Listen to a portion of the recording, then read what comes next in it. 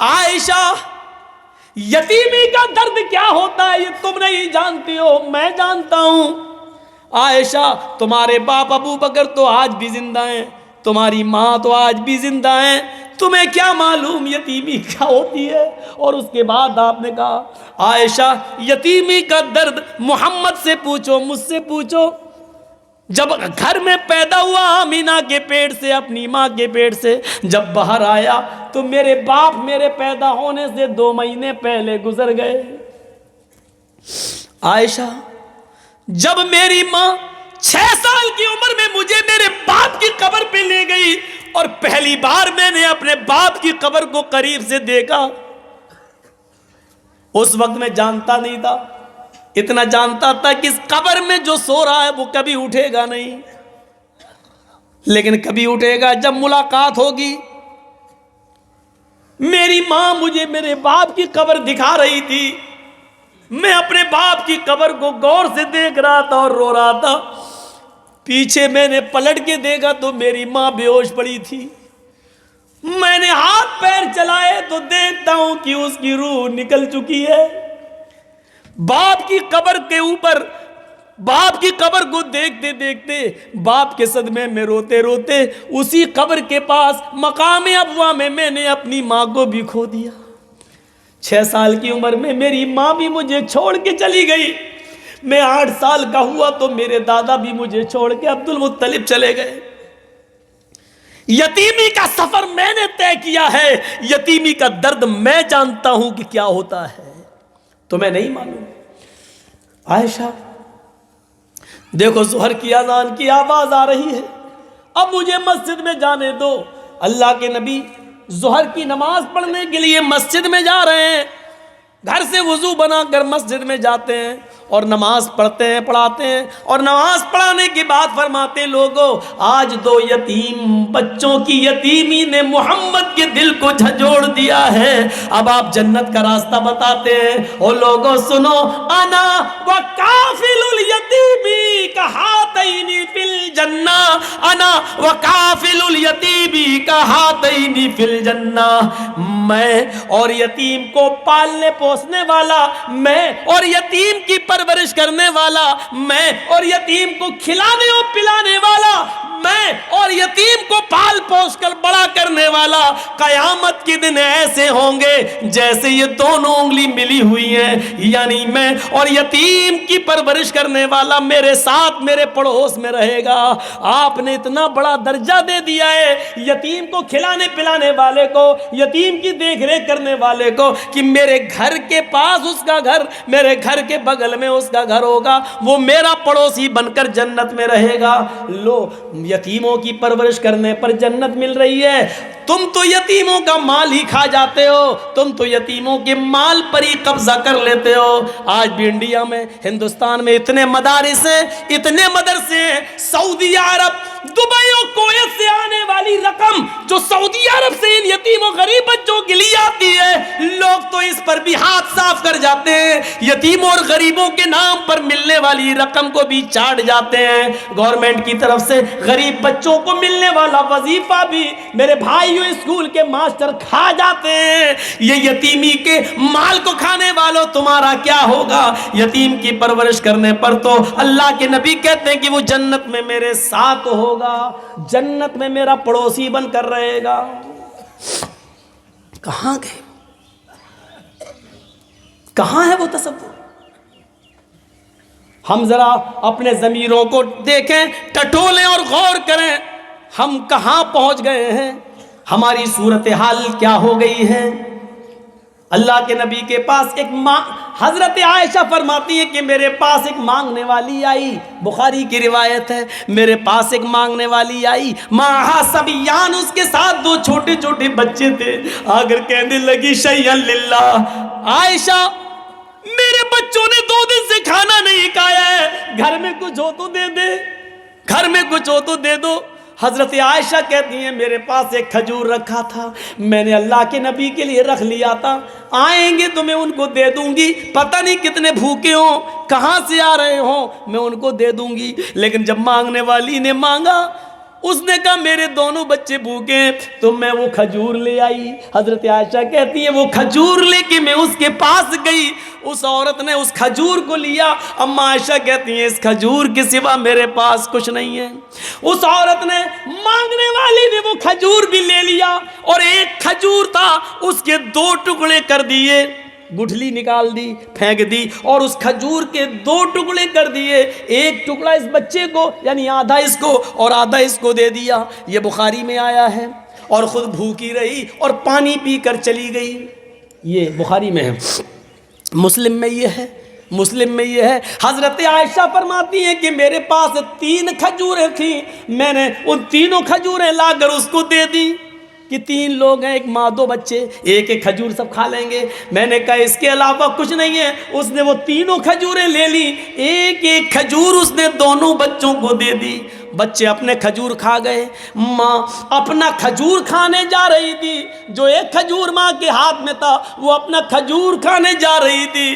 وہ چھوٹے چھوٹے 3 4 سال کے بچے، وہ چھوٹے بچے ماں کے کھجور پر جھپٹ پڑے، امی یہ بھی مجھے دے دو، بھوک لگ رہی ہے۔ وہ کیا جانے کہ ماں کی بھوک کیا ہوتی ہے، 2-3 سال کا بچہ کیا جانے، وہ ماں کی کھجور پہ جھپٹنے لگے۔ ماں کو ترس آ گیا، ایک ایک کھجور وہ کھا چکے تھے، ایک کھجور ماں نے اپنے لیے رکھا تھا، لیکن ماں کی ممتا جوش میں آ گئی، ماں کی محبت جوش میں آ گئی۔ ماں نے اس کھجور کے 2 ٹکڑے کر دیے، جو اپنے لیے رکھی تھی اس نے اس کھجور کے 2 ٹکڑے کر دیے، ایک ٹکڑا اس نے اس کو دے دیا اور دوسرا ٹکڑا دوسرے بچے کو دے دیا، اور خود پانی پی گئی، بھوکی رہ گئی، پانی پی کر آگے بڑھ گئی، آگے چلی گئی۔ تھوڑی دیر کے بعد جب اللہ کے نبی صلی اللہ علیہ وسلم گھر میں تشریف لائے، فرمایا عائشہ گھر میں کھانے کو کچھ ہے کہ نہیں؟ حضرت عائشہ کہتی ہیں تھا۔ کہ پھر کیا ہوا؟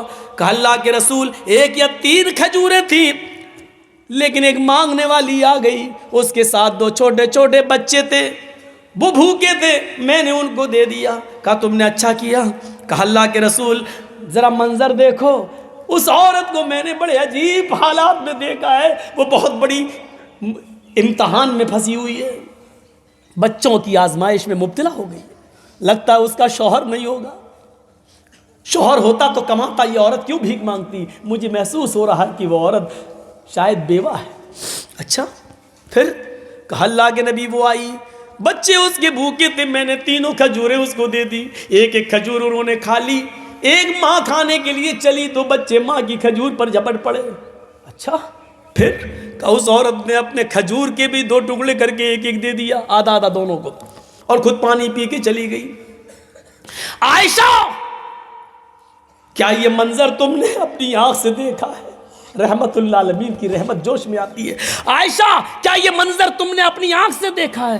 ہاں اے اللہ کے رسول میں نے اپنی آنکھ سے یہ منظر دیکھا ہے۔ فرمایا عائشہ کیا وہ دونوں بچے اپنے ماں کی کھجور پر جھپٹ گئے؟ ہاں، ماں نے خود نہیں کھایا اور اس کھجور کے 2 ٹکڑے کر دیے۔ ہاں، اپنی آنکھ سے دیکھا۔ ہاں عائشہ قیامت کے دن تمہیں گواہی دینا پڑے گی۔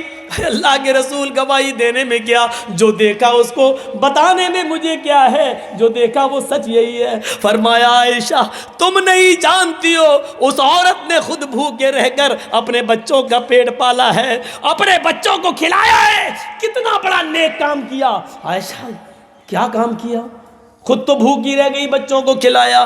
کہا خود بھوکی رہ کر اپنے بچوں کو پالنے والی، پال پوس کر بڑا کرنے والی، اپنے بچوں کو اپنے ساتھ لے کر اپنے بچوں کو کھلانے پلانے والی، اپنے بچوں کی پرورش میں آزمائش میں مبتلا کی ہوئی عورت نے وجبت علیہا الجنہ، وجبت علیہا الجنہ، وجبت علیہا الجنہ، اس عورت نے اپنے اوپر جنت واجب کر لی، جنت واجب کر لی، جنت واجب کر لی۔ میری ماں اور بہنوں، ماں وہ ہوتی ہے جو اپنے پیٹ سے پیدا ہونے والے بچوں کی پرورش کرے، شوہر نہیں ہو تب بھی ان کو پالے پوسے، ایسی عورت کو جنت کا سرٹیفکیٹ دے رہے ہیں اللہ کے رسول۔ عورتیں وہ نہیں ہوتی جو اپنے پیٹ میں بچہ ہے الٹرا ساؤنڈ پہ چیک کرایا, پتا چلا لڑکی کا گرا دو, ایبورشن کرا دو. اپنے پیٹ کے بچے کو اس ڈر سے کہ لڑکی ہے پیدا ہوگی, اس کا جہیز کا انتظام کہاں سے کریں گے, اور ایبورشن کر کے گرا دیا اور اس بچے کی جان لے لی. یہ عورت نہیں ہوتی ہے. قیامت کے دن اس عورت کو جس نے اپنے پیٹ کا بچہ گرایا, قیامت کے دن اس حال میں لایا جائے گا کہ اس کا بچہ اس ماں کی پستان اور چھاتی سے لٹکا ہوا ہوگا, اپنی ماں کے دودھ سے لٹکا ہوا ہوگا. معلقم بین ثدیہا, اپنے ماں کے دونوں پستان سے لٹکا ہوا ہوگا. یقول, اور اپنے رب سے کہے گا, یا ربی ہذہ امی قتلتنی, اللہ یہ میری ماں ہے جس نے دنیا میں مجھے مار ڈالا تھا, اللہ یہ میری ماں ہے جس نے دنیا میں میرا قتل کر دیا تھا, اللہ یہ میری ماں ہے جس نے دنیا میں میری جان لی تھی. اے اللہ تو اس کو آج جہنم میں پھینک دے, میں اس کو جنت میں لے جانے کی سفارش نہیں کروں گا. اے اللہ یہ میری ماں جنت میں جانے کے لائق نہیں ہے, اس نے مجھے پیدا کرنا کھلانے پلانے کے ڈر سے اور جہیز کے ڈر سے مار ڈالا تھا. اے اللہ تو میری ماں کو جنت میں داخل مت کرنا, اس ماں کو جہنم میں پھینک دے. وہ بچہ اپنی ماں کو جہنم میں لے جائے گا. کہاں ہیں ہم؟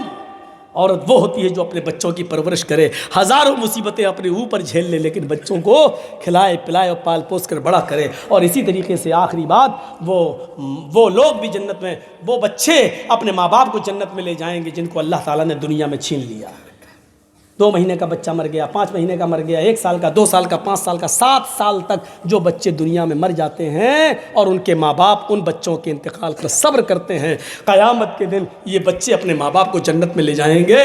صغارہم دعامیس الجنہ, یہ چھوٹے چھوٹے بچے جن کی روحیں نکال لی جاتی ہیں جنت کے اندر بے روک ٹوک گھومتی رہیں گی, جنت میں گھوم رہی ہیں ان کی روحیں. قیامت کے دن جب حساب و کتاب ہوگا تو ان کے ماں باپ جہنمی ہوں گے. اللہ کہے گا فرشتوں ان کو سب کو جہنم میں ڈال دو. جیسے وہ جہنم کے دروازے پہ پہنچیں گے اللہ کہے گا رک جاؤ. کہا کیا؟ ان کے بچوں کو میں نے دنیا میں ان سے چھینا تھا, وہ جنت کے اندر ٹہل رہے ہیں, جاؤ ان کے بچوں کو لے کر آؤ جنت سے. یہ تو جنت میں جا نہیں سکتے, ان کے بچوں کو لے کے آؤ جنت سے اور ان سے ملوا دو. یہ ان کے اوپر ظلم ہوگا, بغیر ملائے ہوئے ان کو جہنم میں ڈال دو. نہیں, ان کے بچوں کو ان سے ملوا دو. فرشتے ان کے بچوں کو لے کے آئیں گے اور ان کے ماں باپ سے ملوایا جائے گا. تھوڑی دیر ملاقات کرنے کے بعد حکم ہوگا ان بچوں کو جنت میں لے جاؤ, اور آئے فرشتوں ان کے ماں باپ کو جہنم کے اندر ڈال دو. جیسے وہ چھوٹے چھوٹے بچے یہ سنیں گے کہ میرے ماں باپ کو جہنم میں بھیجنے کا آرڈر ہو گیا ہے, حدیث کے الفاظ ہیں فَيَأْخُذُ بِنَاحِيَةِ ثَوْبِهِ, یہ سنتے ہی وہ چھوٹے چھوٹے معصوم بچے اپنے ماں باپ کے دامن سے چپک جائیں گے, ان کے کپڑے پکڑ لیں گے.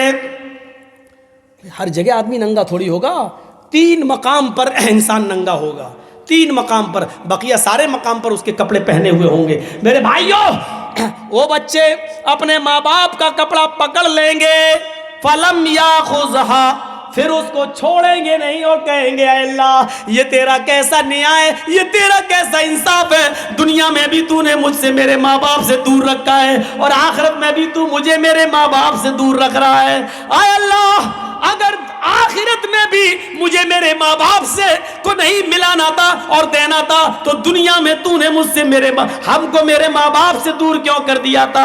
اے اللہ نہ دنیا میں مجھے میرے ماں باپ ملے, نہ آخرت میں میرے ماں باپ ملے, نہ دنیا میں مجھے ان کے ساتھ زندگی گزارنے کا موقع ملا اور نہ آخرت میں مجھے میرے ماں باپ دیے جا رہے ہیں. اے اللہ یہ صحیح نہیں ہے, اے میرے پروردگار میرے ماں باپ کو جہنم میں مت ڈال. اے اللہ تو نے ان کو مجھے ان سے دنیا میں چھین لیا تھا, اب تو مت چھین. اللہ کہے گا اے فرشتوں ان بچوں کے آنکھوں سے گرنے والے آنسوؤں کی میں نے قدر کر لی ہے, ان کی آرزوؤں کو سن لیا ہے.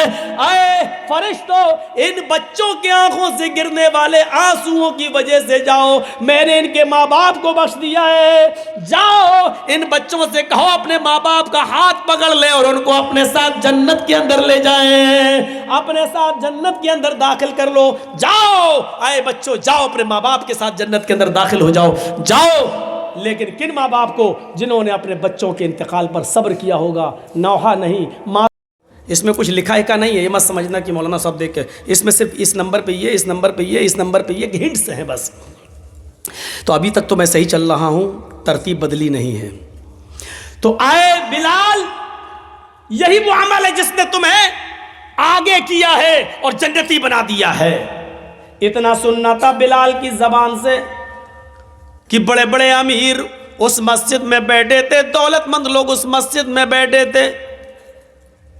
وہ بلال جو کبھی کبھی بھوک کی وجہ سے سڑک پر بیٹھ جایا کرتے تھے اور لوگوں سے کوئی مسئلہ پوچھتے تھے، حالانکہ حضرت بلال کہتے ہیں وہ مسئلہ مجھے خود معلوم ہوتا تھا، وہ مسئلہ مجھے معلوم ہوتا تھا، لیکن پھر بھی میں لوگوں سے پوچھتا تھا. شاید میری زبان کی لکنت اور میری چہرے کی کمزوری دیکھ کر اس کو یہ احساس ہو جائے کہ مجھے بھوک ہے اور وہ اپنے گھر لے جائے اور مجھے کھانا کھلا دے. اس لیے میں پوچھتا تھا، لیکن وہ مسئلہ بتا کر آگے نکل جاتا تھا. ہاں یہ ایسا نہیں، ایسا ہے، ٹھیک، مجھے بھی معلوم ہے یار. ارے میری حالت دیکھ، میری آواز نہیں نکل رہی ہے، میرا چہرہ، آنکھوں میں گڈھے پڑ رہے ہیں، میرے گال پچک گئے، میرا پیٹ پیٹ سے لگ رہا ہے، لیکن مانگ نہیں پا رہے کھانا. ایسا غریب انسان. لیکن جب صحابہ نے سنا کہ بلال کہ جوتوں کی آواز اللہ کے نبی صلی اللہ علیہ وسلم نے جنت میں سنی، کھڑا ہو گئے. ایک صحابی کہنے لگے بلال ذرا میرے گھر آؤ. کہا کیا ہوا؟ تمہاری شادی نہیں ہوئی ہے؟ کہ ہاں نہیں ہوئی ہے. آئے بلال کیوں نہیں کی ہے؟ نہیں کرتا تو ہوں، لیکن میں اتنا کالا ہوں کہ میری شکل دیکھ کر ریجیکٹ کر دیا جاتا ہوں، کوئی لڑکی مجھ سے شادی کے لیے تیار ہی نہیں ہوتی. آئے بلال پریشان مت ہوئیے، میں اس علاقے کا امیر انسان ہوں، دولت مند ہوں، میرے گھر چلو، ایک نظر میری بیٹی کو دیکھ لو، اگر میری بیٹی تمہیں پسند آ جائے تو میں اپنی بیٹی کا نکاح تمہارے ساتھ کرنے کو تیار ہوں. اے بلال تمہارے ساتھ رہے گی میری بیٹی تو وہ بھی جنت جیسے عمل کرنے لگے گی، وہ بھی جنت جیسے کام کرنے لگے گی. نیک لڑکے سے شادی کرنے کی وجہ سے اللہ مجھے بھی جنت دے دے گا. اے بلال دیندار لڑکے کو اپنی بیٹی دینے کے بدلے اللہ شاید مجھے بھی جنت دے دے. بلال چلو میری بیٹی دیکھ لو، پسند آ جائے تو میں نکاح کے لیے تیار ہوں.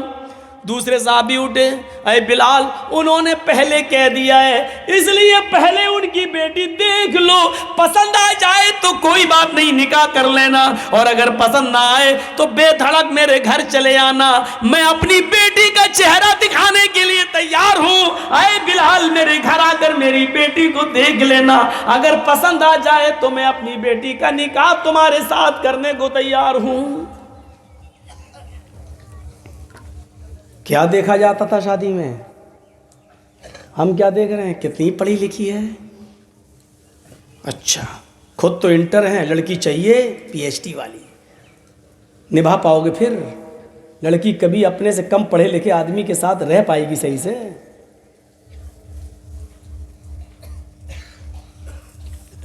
ہم کیا دیکھ رہے ہیں اور وہ کیا دیکھ رہے تھے؟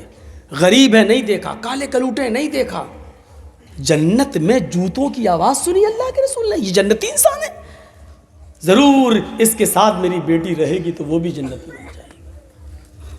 تو 2 رکعت وضو بنا کر 2 رکعت تحیت الوضو پڑھنا، یہ جنت میں جانے والا یہ بھی ایک راستہ ہے. ایک راستہ اور ہے، وضو بنانے کے بعد اب کیا کرو گے؟ نماز پڑھو گے. نماز کہاں پڑھو گے؟ مرد ہو تو مسجد میں، اور سنتوں کو نفل کو گھر میں پڑھنا افضل ہے. جیسی اذان ہو جائے اذان کے کلمات دہراؤ، وضو بنائیے اور وہیں پر آپ اپنے 2 رکعت 4 رکعت جتنی پڑھ سکتے ہو اپنے گھر پہ پڑھیے، پھر مسجد کے اندر جائیے. اگر مسجد بہت دور نہیں ہے تو، اگر مسجد دور ہے تو آپ پہلے سے جائیے، پھر وہاں سنت بھی پڑھ لیجئے، یا کم سے کم ایسا کریے کہ پہلے والی سنتیں وہاں پڑھ لیجئے اور سنت فرض نماز پڑھ کے پھر اپنے گھر آ جائیے، اور فرض نماز کے بعد جو سنتیں پڑھی جاتی ہیں وہ اپنے گھر پڑھ لیجئے آ کے۔ اللہ کے رسول نے فرمایا اپنے گھروں کو قبرستان مت بناؤ، یعنی قبرستان میں قرآن نہیں پڑھا جاتا ہے اپنے گھروں میں، اور نماز نہیں پڑھی جاتی ہے، اس لیے اپنے گھروں کو قبرستان مت بناؤ، یعنی اپنے گھر کو بالکل قبرستان مت بنا دو کہ اس میں نماز ہی نہ پڑھی جائے، قرآن بھی نہ پڑھا جائے، قرآن کی تلاوت بھی کرو اور نماز بھی پڑھو۔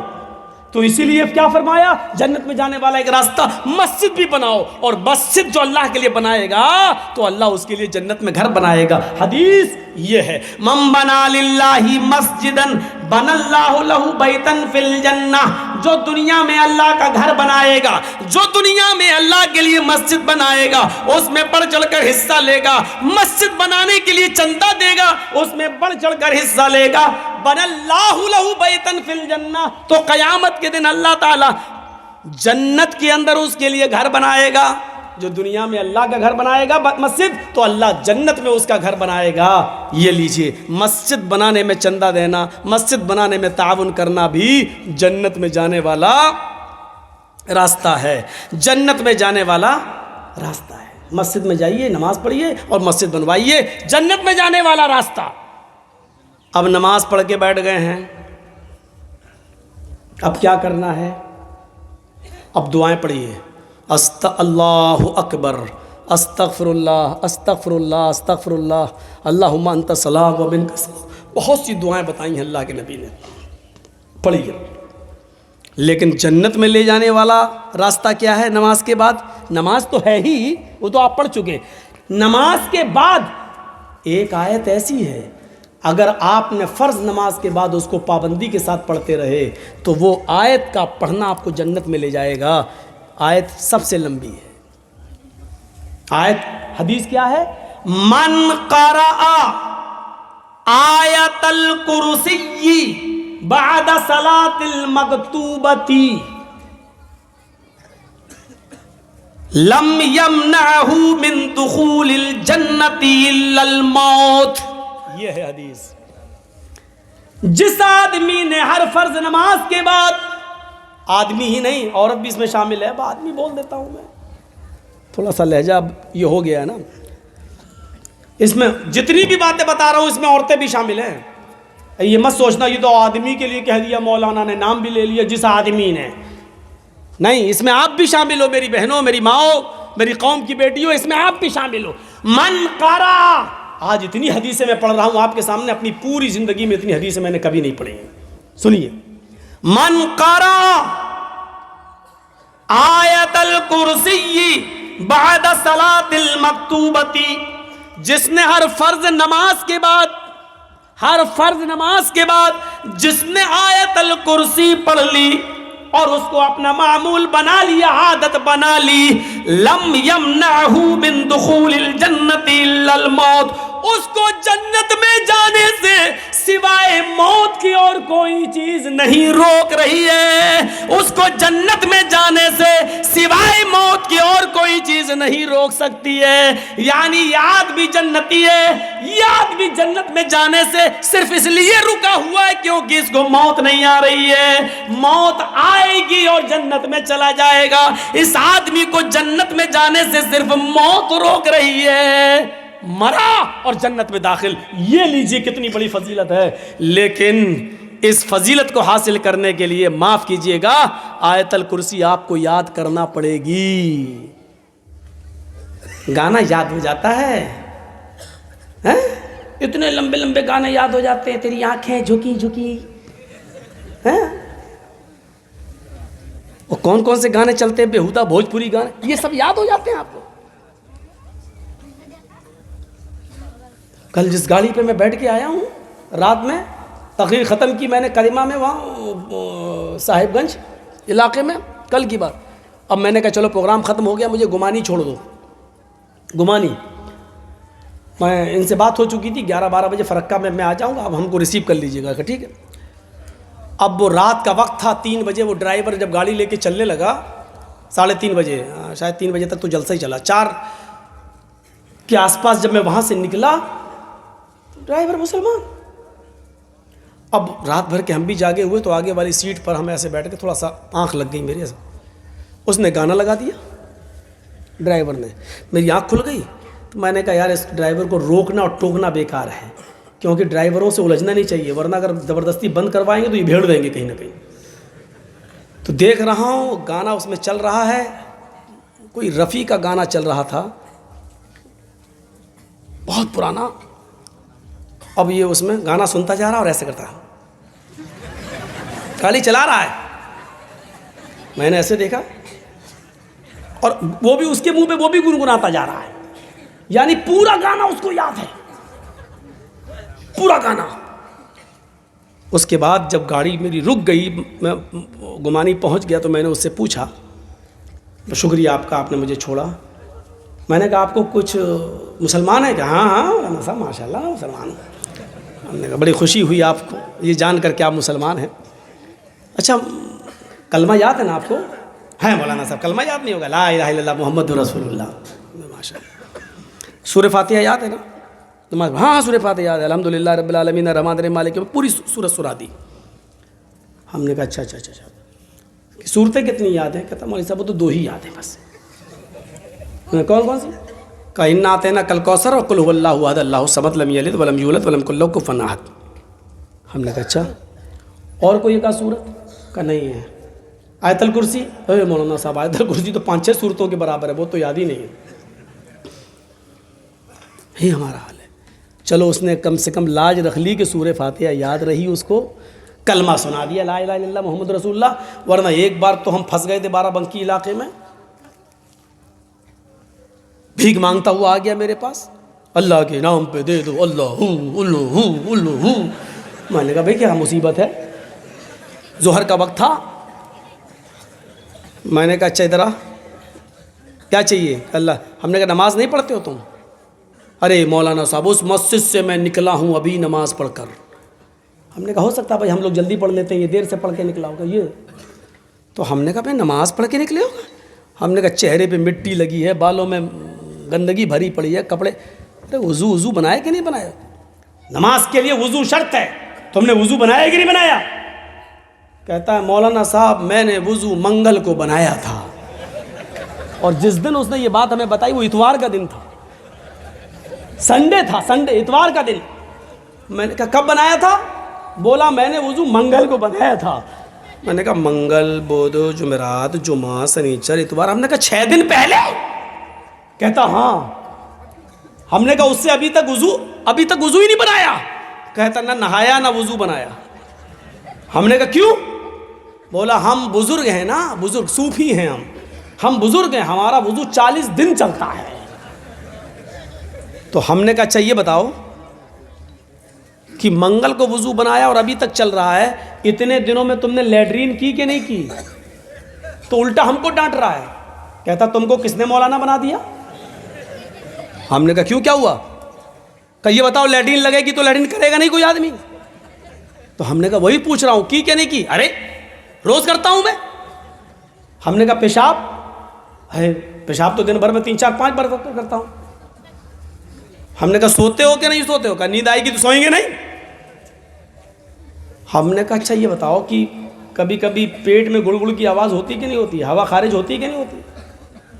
کہتا ارے مولوی صاحب تم کیسی باتیں کر رہے ہو، یہ بتاؤ کہ یہ تو نیچرل چیز ہے یار، یہ تو فطرت ہے، یہ تو ہوا جب پاس ہوگی تو ہوگی. ہم نے کہا ہوئی کہ نہیں ہوئی؟ کہاں ہوئی ہے؟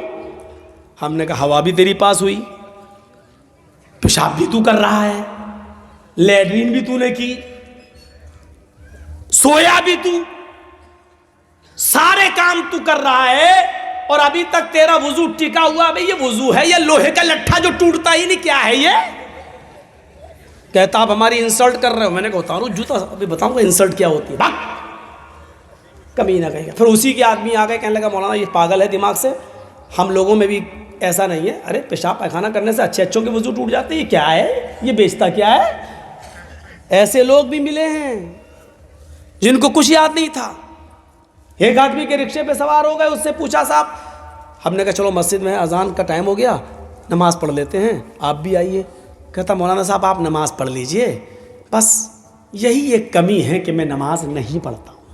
اور تو میرا بقیہ پورا اسلام ٹھیک ہے۔ ہم نے کہا ہو سکتا بھائی نماز ناپاک ہو، نہیں جا رہا ہو مسجد میں۔ نماز پڑھ کے ہم نکلے، 2 رکعت پڑھنا تھی، مسافر تھے، پھر اس کے رکشے پہ بیٹھ کے چلے، چلتے چلتے میں نے کہا بھائی رمضان کا مہینہ ہے، نماز آپ نہیں پڑھ رہے ہیں، روزہ تو آپ رکھتے ہی ہوں گے۔ ارے مولانا صاحب بڑی محنت کرنا پڑتی ہے، رکشہ چلانا پڑتا ہے، بس یہی ایک کمی اور ہے کہ میں روزہ نہیں رکھتا ہوں، ورنہ پورا اسلام میرا ٹھیک ہے۔ لاسٹ میں جب ہم اترے تو میں نے اس سے کہا کہ اچھا ایک بات، پیسہ اس کو دیا، 15 روپے اس نے مانگے تھے، کئی سال پہلے کی بات ہے، میں نے اس کو 15 روپے دیے، تو میں نے کہا اچھا بھائی چلتے چلتے تھوڑا سا کلمہ ہی سنا دو، تم کلمہ یاد ہے تمہیں؟ کہتا بس مولوی صاحب کلمہ ہی یاد نہیں اور میرا پورا اسلام بالکل ٹھیک ہے۔ میں نے کہا واہ صاحب، کلمہ تجھے یاد نہیں اور تیرا اسلام ٹھیک ہے، یہ کون سا اسلام ہے جو بالکل ٹھیک ٹھاک ہے؟ کلمہ یاد نہیں، لا الہ الا اللہ محمد رسول اللہ، اور کہہ رہا میرا پورا اسلام ٹھیک ہے۔ تو دنیا میں ایسے بھی لوگ ہیں جن کو کلمہ یاد نہیں اور کہہ رہے میرا اسلام ٹھیک ہے، ایسے لوگ بھی موجود ہیں۔ تو من قرأ آیت الکرسی، آیت الکرسی کو یاد کریے، کتنی بڑی فضیلت ہے اس کی۔ ہم اس دنیا میں کیوں آئے؟ صرف کھانے اور پینے اور اپنے ماں باپ کی گاڑی کمائی کو عیش و آرام میں اڑا دینے کے لیے، جوئے اور سٹے میں اڑا دینے کے لیے، لاٹری خریدنے کے لیے، سود اور بیاس میں اڑا دینے کے لیے، شراب پینے کے لیے، گانجا اور اسمیک اور ہیروئن اور براؤن سگر استعمال کرنے کے لیے، بس اس لیے ہم اس دنیا میں پیدا ہوئے ہیں کیا؟ اپنے آپ کو پہچانو۔ قرآن تمہارے پیدائش کا مقصد بتا رہا ہے، وَمَا خَلَقْتُ الْجِنَّ وَالْإِنسَ إِلَّا لِيَعْبُدُونَ، او میرے بندو میں نے تو تمہیں اس دنیا میں بھیجا ہے، اس دنیا میں پیدا کیا ہے تو صرف اس لیے کیا ہے تاکہ تم میری ہی عبادت کرو، میری ہی پوجا کرو، میری ہی بھکتی کرو، میرے علاوہ کسی اور کی عبادت نہ کرو۔ اس دنیا میں تو انسان عبادت کے لیے آیا ہے۔ اچھا میں کسی کو کھڑا کر کے آیت الکرسی سنتا ہوں، ایسا لگے گا؟ آپ کل صبح ہو کے کہیں گے مولانا صاحب یہ کام غلط کیا آپ نے، سب کے سامنے کسی کی انسلٹ کرنا اچھی بات تھوڑی ہے۔ میں امتحان لینا چاہتا ہوں کہ ہمارا اسلام کتنا ہے، کتنے لوگوں کو آیت الکرسی یاد ہے؟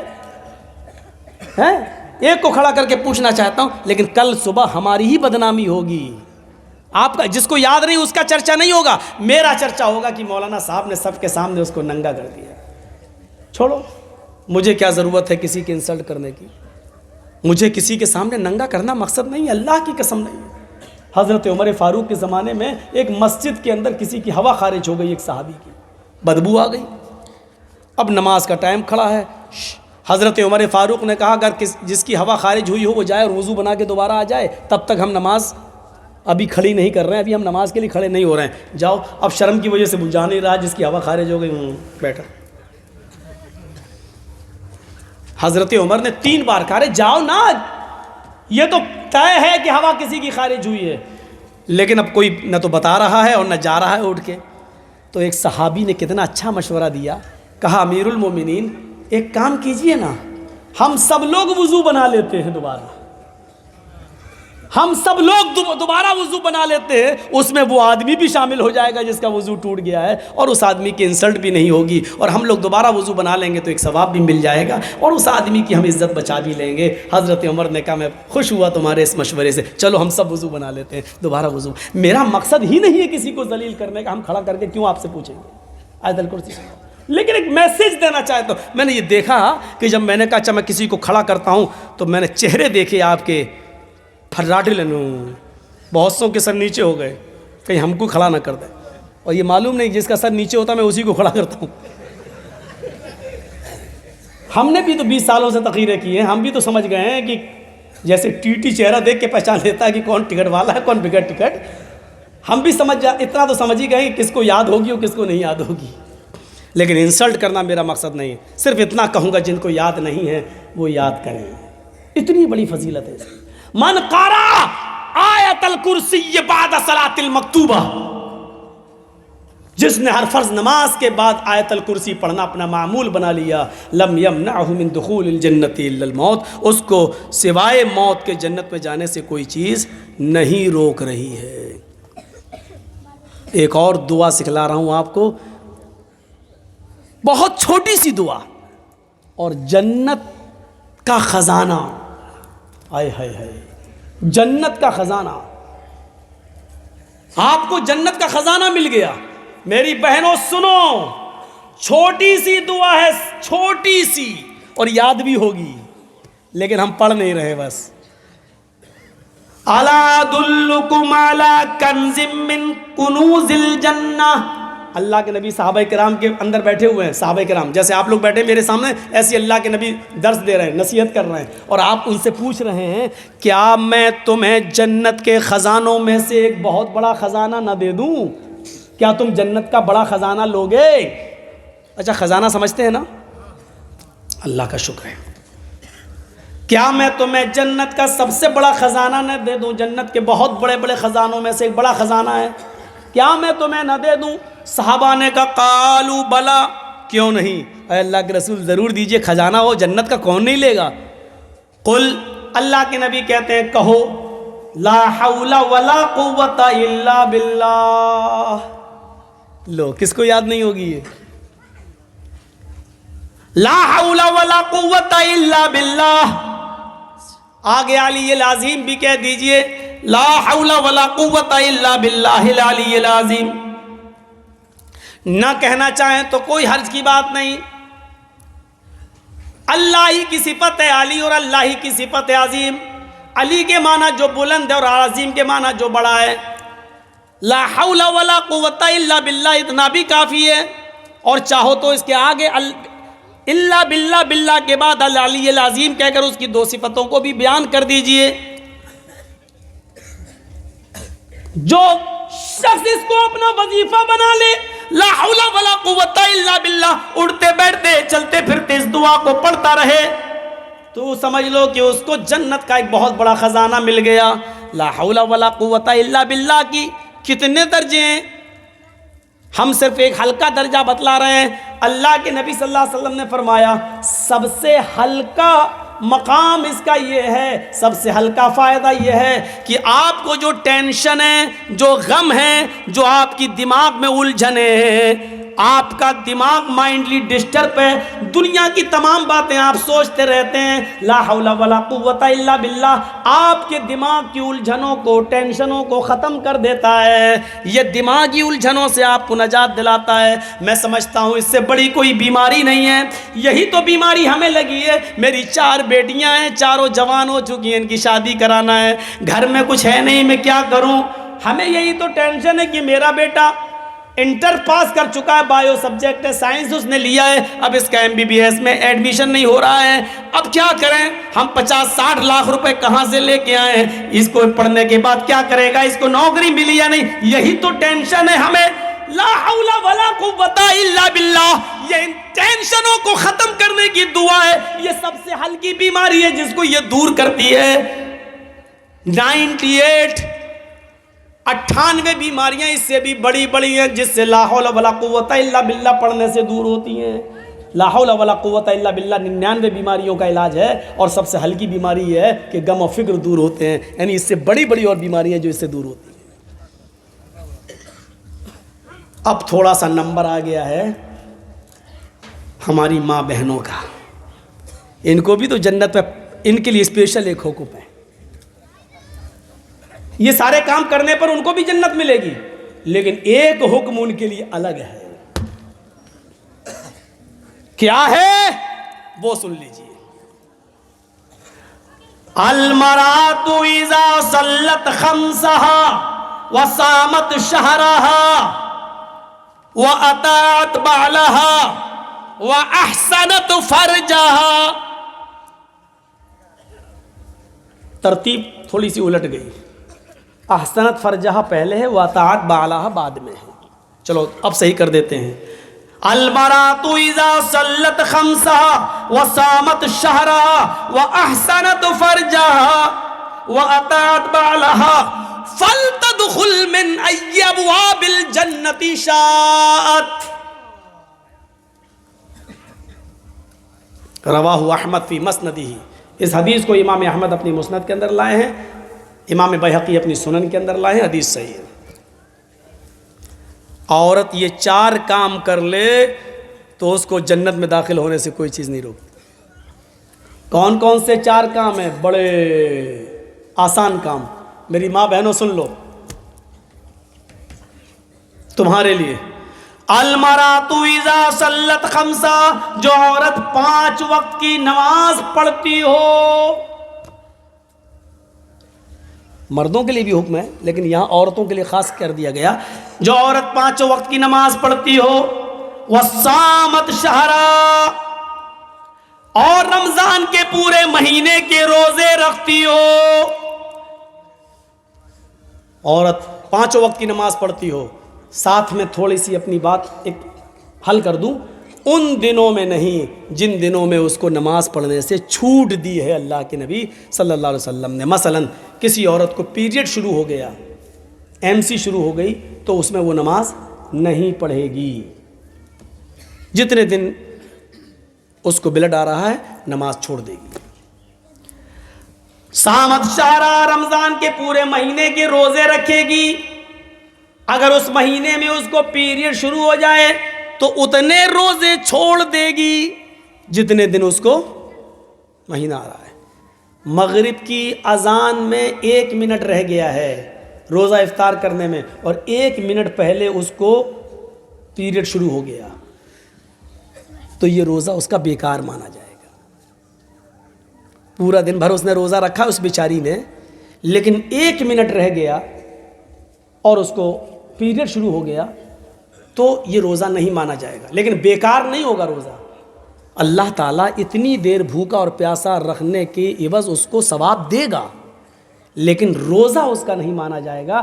اس روزے کو بعد میں وہ پورا کرے گی، اور اس کے علاوہ جتنے چھوٹیں گے ان روزوں کو بھی بعد میں پورا کرے گی۔ اللہ ثواب دے گا اس کو، صبح سے شام تک بیچاری، وہ تو نیت تھی نا اس کی روزے کی۔ اب اس کو 1 منٹ پہلے ہی اگر پیریڈ شروع ہو گیا تو اس بیچاری کا کیا قصور ہے؟ لیکن روزہ نہیں مانا جائے گا، اللہ ثواب دے گا۔ جاؤ بچوں، ارے وہ جو بچے کھو گئے تھے ان کو ماں باپ ملے کہ نہیں ملے؟ اور نہ ملے ہوں تو ہم کو دے دینا، بھیا میں جا رہا ہوں، لے جاؤں گا اپنے گھر، اگر فالتو ہوں تو۔ مل گئے ہوں گے، مجھے معلوم ہے۔ مسلمان پیدا کرنے میں بڑے ماہر ہیں، دیکھ بھال کرنے میں ماہر نہیں ہے کہ بچوں کی دیکھ ریکھ کریں۔ بتائیے، گاؤں کا نام تک نہیں بتا پا رہا ہے۔ سنیے میرے بھائیوں، اب فرق دونوں میں کیا ہے؟ ان دنوں میں نماز بھی چھوڑے گی اور ان دنوں میں روزہ بھی چھوڑ دے گی۔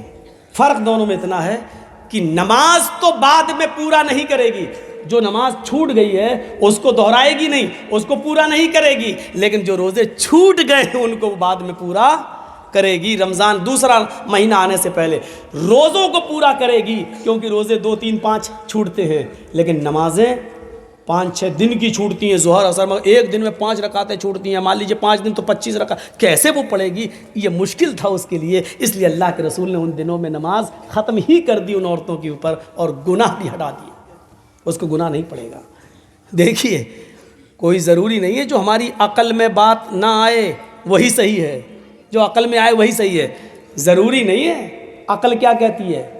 نماز پورا کرنا چاہیے، کیوں؟ نماز کسی حال میں معاف نہیں ہے، لیکن اللہ تعالیٰ نماز کو دہرانے کا حکم نہیں دے رہا کہ 5 دن کی جو نماز چھوٹ گئی اس کو بعد میں پڑھیں۔ دیکھیے، جو کسی بھی حال میں معاف نہیں ہے لیکن عورت کے اوپر سے معاف کر دیا،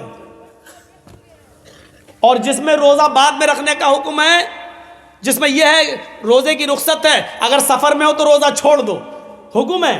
روزہ سفر میں ہو تو روزہ چھوڑ دو، بیمار ہو تو چھوڑ دو۔ جس کو چھوڑنے کا حکم ہے اس کے بارے میں حکم یہ ہے کہ اگر جو چھوٹ گئے تو اس کو بعد میں پورا کرنا پڑے گا۔ عقل میں نہیں آتی بات، لیکن ماننا پڑے گا، چاہے تمہاری عقل میں آئے یا نہ آئے، کیونکہ مولانا جرجیس کی عقل جو کہہ رہی ہے وہ اسلام نہیں ہے۔ اسلام وہ ہے جو جناب محمد رسول اللہ نے ہمیں بتایا۔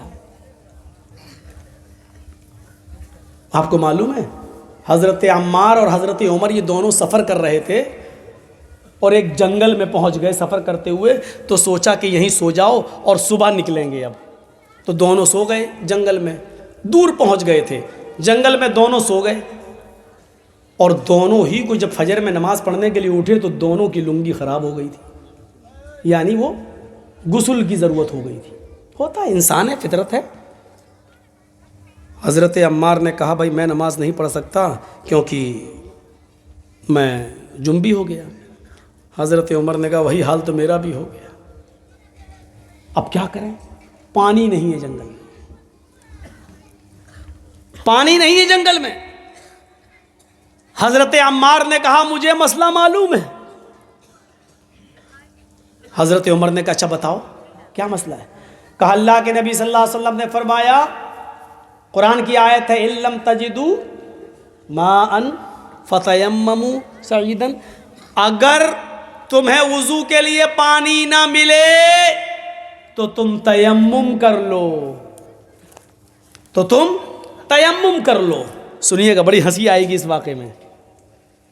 تیمم کر لو، تیمم کر کے نماز پڑھ لو۔ تو دیکھیے اللہ کے رسول نے کہا کہ اگر تمہاری ایسی حالت ہو جائے تو تیمم کر کے نماز پڑھ لو۔ حضرت عمر فاروق نے کہا اے عمار تم پاگل ہو گئے ہو کیا؟ یہ تو وضو کے بارے میں ہے، جب وضو کے لیے پانی نہ ملے تو تیمم کر لو۔ ہمیں وضو کی ضرورت نہیں ہے، ہمیں تو غسل کی ضرورت ہے۔ وضو بنانے والا پاک ہوتا ہے، ناپاک نہیں ہوتا۔ پاک آدمی ہی وضو بنا کے نماز پڑھتا ہے، ہم تو ناپاک ہیں۔ جس کا وضو ٹوٹ گیا ہو وہ تیمم کر کے نماز پڑھ لے اگر اس کو وضو کے لیے پانی نہ ملے، لیکن ہمارا تو وضو نہیں ٹوٹا، ہمارا تو غسل ٹوٹ گیا ہے۔ تو حضرت عمار نے کہا یار تھوڑی سی عقل دوڑاؤ۔